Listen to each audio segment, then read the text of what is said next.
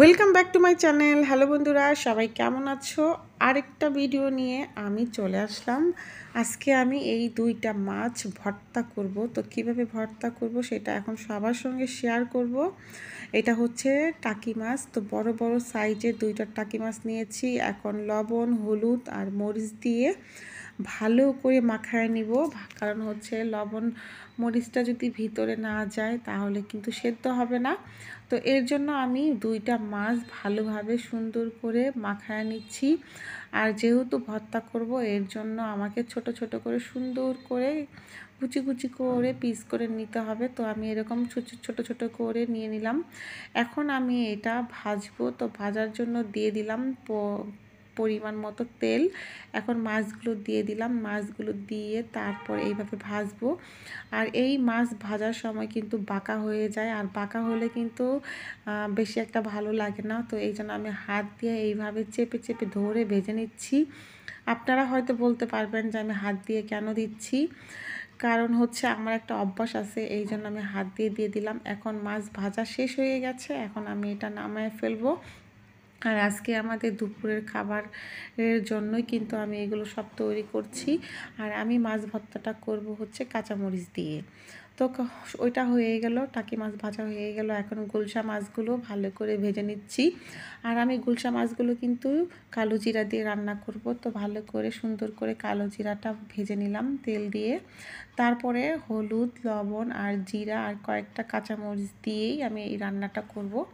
তো মশলা দিয়ে কষানোর পরে দিয়ে দিলাম পরিমাণ মতো জল। এইবার আমি দিয়ে দিলাম মাছগুলো, ভাজা মাছগুলো। এইভাবে রান্না করলে কিন্তু খেতে অনেক ভালো লাগে। আর আজকে প্রত্যেকটা আইটেমে আমি পেঁয়াজ ছাড়া রান্না করব। পেঁয়াজ ছাড়া খাবার খেতে কিন্তু ভালোই লাগে, আমরা কিন্তু অনেকেই জানি না। তবে আমি কিন্তু বেশিরভাগ সময়ই পেঁয়াজ ছাড়াই তরকারি রান্না করি। আর পেঁয়াজটা কিন্তু স্বাস্থ্যের জন্য একটু সমস্যা, কারণ হচ্ছে পেঁয়াজ খেলে মানুষের শরীর গরম হয়ে যায়। আর এটা হচ্ছে করলা ভাজি, আলু দিয়ে করলা ভাজি করেছি।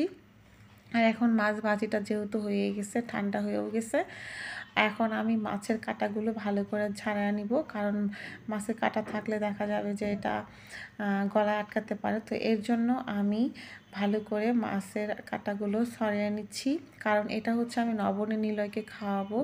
আর মাছ খাওয়া কিন্তু ছোট বাচ্চাদের হোক আর বড়দের হোক সবারই প্রয়োজন, কারণ মাছে অনেক ধরনের উপাদান থাকে যেটা শরীরের জন্য খুবই ভালো।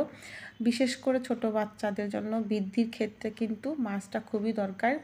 তো মাছগুলো বাছা হয়ে গেছে, এখন আমি কাঁচামরিচ আর লবণ দিয়ে ভালো করে এরকম একটু ভর্তা করে নিব। আর লবণ আর মরিচের সঙ্গে যদি একসঙ্গে মাখানো যায় তাহলে কিন্তু অনেক তাড়াতাড়ি সুন্দরভাবে ভর্তাটা হয়ে যায়। তো হয়ে গেল, এখন আমি পরিমাণ মতো সরিষার তেলটা দিয়ে দিব।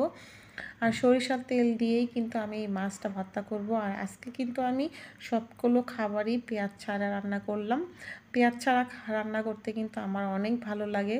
আর পেঁয়াজ ছাড়া যেদিন রান্না করি সেদিন কিন্তু প্রত্যেকটা খাবারেই আমি কালো জিরা দিই, কারণ কালো জিরাটা হচ্ছে খুব উপকারী একটা উপাদান, যা প্রত্যেকটা রোগেরই ঔষধ হিসাবে কাজ করে।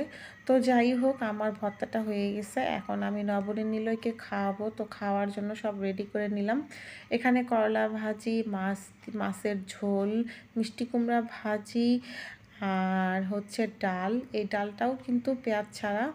আর সাদা ভাত। তো সাদা ভাত নিয়ে নিলাম, সব খাবারগুলো বেড়ে নিয়ে নিলাম। এখন আমি ওদেরকে খাওয়াবো। করলা ভাজি, মাছ ভর্তা, মিষ্টি কুমড়া ভাজি, 2 পিস মাছ, লেবু আর হচ্ছে ডাল।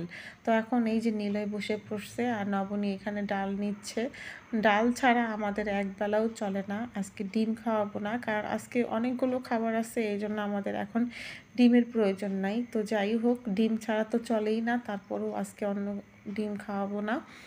তো মাছ ভর্তা দিয়ে আমি দিয়ে দিলাম। আর ওরা সব থেকে বেশি পছন্দ করে হচ্ছে মিষ্টি কুমড়া। মিষ্টি কুমড়াটা আমার সবসময়ই রাখা লাগে বাসায়। তো আর মিষ্টি কুমড়াটা আমি বিভিন্নভাবে কিন্তু রান্না করি। আর এখন আমি নবনীকে খাওয়াবো।